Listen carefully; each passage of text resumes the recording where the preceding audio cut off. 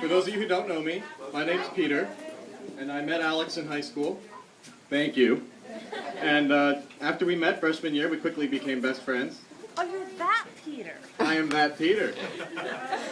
And I was very happy to be the best man today, even though that kind of seems like a strange term in Alex's presence, but he's clearly the best man today. So Alex, I did just want to say thanks for choosing me, and Darnell, thanks for letting him. There was definitely no greater compliment you could have paid me.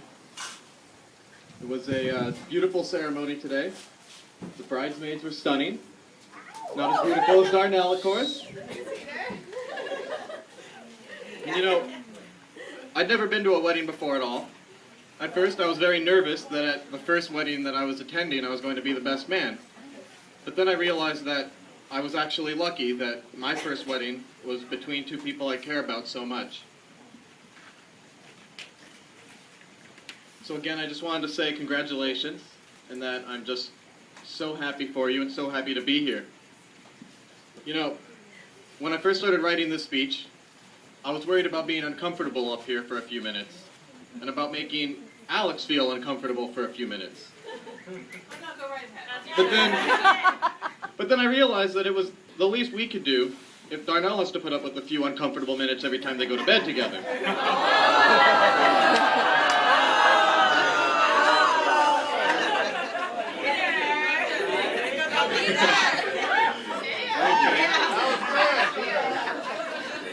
So as I did mention, I met him freshman year in high school. You know, when I first noticed him, I noticed that he was intelligent, that he was well-spoken, and of course I noticed his tie-dyed shirts. You know, and we became close, and we stayed best friends, you know, even when we didn't get to talk quite as much during college. And then, I was thinking about bringing a prop. I was thinking about bringing a photo I found of Alex. It's this cute photo of him in this cloth diaper. He's drooling, clearly needs to be changed. But I didn't bring it because I wasn't sure everyone would be comfortable seeing a 20-something-year-old in a diaper.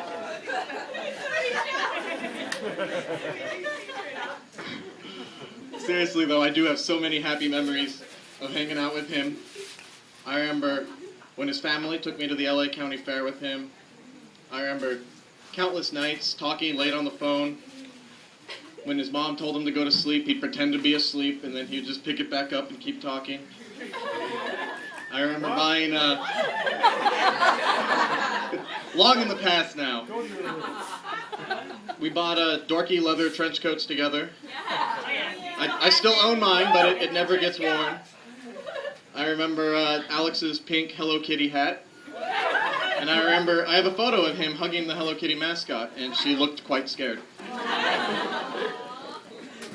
I remember one particular night that I stayed at his house, and we took turns napping, where one of us would wake up the other after 2 or 3 minutes just to see if we could remember our dreams. We could. I don't know if Alex remembers that, but I clearly do. That was at your house. I remember that our idea of a party in high school was everybody bringing their computers to one location and just playing computer games.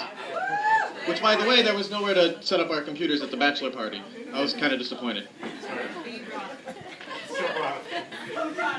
I know that, sophomore year, we were suspended for allegedly being in a gang together. Note that we were not in a gang. The next year, they tried to expel us for going on the library roof, where Alex was reading Huckleberry Finn, and I was taking photographs of the school. We were real rebels back then. I've heard that story. I remember when Alex first started dating Darnell, and he was so excited. I remember the evening that he gave Darnell his coat and had to tie it up because it was too long. They seemed so happy and perfect back then, just like they do right now. Sometimes I wonder if, back then when they first met, if they ever thought about this night. Alex, you married a beautiful, intelligent girl that's a blast to be around. And Darnell, you married Alex.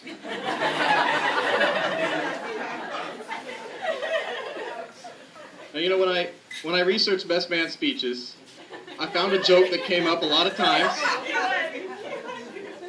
where the groom would give the best man a list of positive character traits to read for him.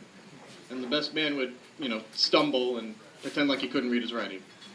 Well, Alex didn't give me a list. But he mentioned, and when I wrote the speech, he mentioned it once, but since then he's mentioned it multiple times, that he has great hair.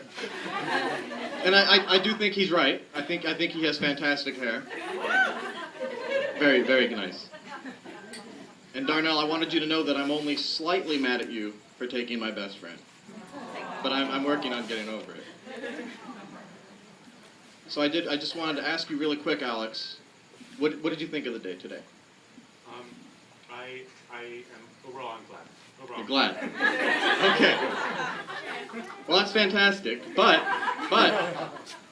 I don't think you understand marriage because I just asked you your opinion, and you didn't consult Darnell at all. So you are definitely supposed to check about your opinion before you give it.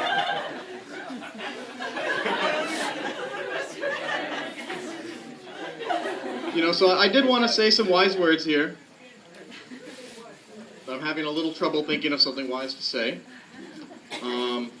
Well, voltage equals current times resistance.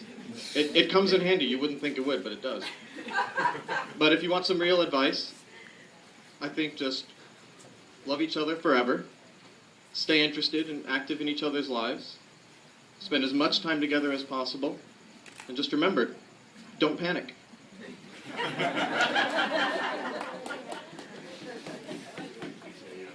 So this is my first time speaking in front of such a large audience, and I know I'm not the best. But thank you. But according to legend, Odysseus was the most eloquent speaker. And speaking on marriage, he told Princess Nausicaa, "And may the good gods give you all your heart desires, husband and house, and lasting harmony too. No finer, greater gift in the world than that.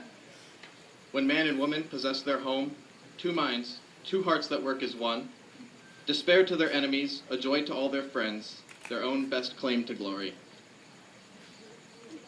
And I think Odysseus was right. And I know that Alex and Darnell are a joy to all their friends. You're here. Amen. Sometimes happiness seems impossible to reach, but I know that they found it tonight. And Alex, I just want you to know that I love you like a brother, and I know you have such a great future ahead of you.